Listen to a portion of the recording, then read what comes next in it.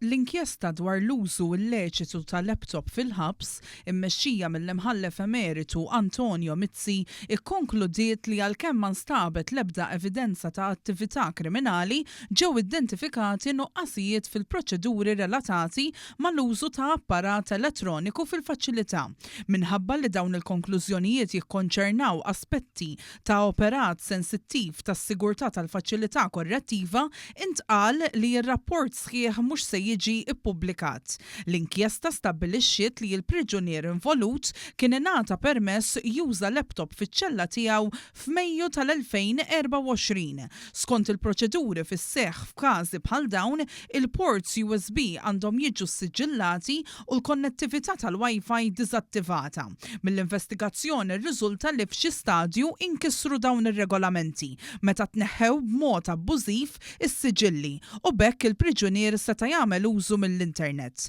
Analiżi preliminari tal-laptop urrit ukoll li fuqu kien hemm numru konsiderevoli ta' films pornografiċi li kienu tniżlu mill-internet.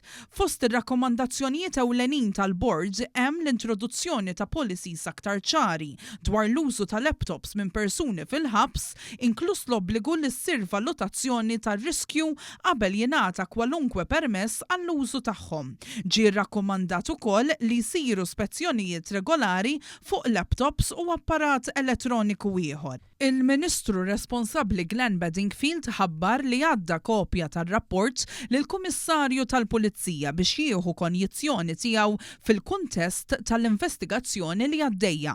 Filwaqt li ringrazzja lil kull min kien involut u qal li l-allegazzjonijiet ta' attività kriminali li saru irriżultaw kollha infondati, waqt li xi individwi għal darb'oħra għaġlu biex jaslu għal konklużjonijiet għal skopijiet partiġjani. Bedingfield ikkonkluda li issa li għandu r-rapport fidejh se jkun qed jevalwa bir-reqqa r-rakkomandazzjonijiet li saru u jieħu d-deċiżjonijiet meħtieġa biex jissaħħu l-proċeduri u s-sigurtà fil-faċilità korrettiva ta' Kordin.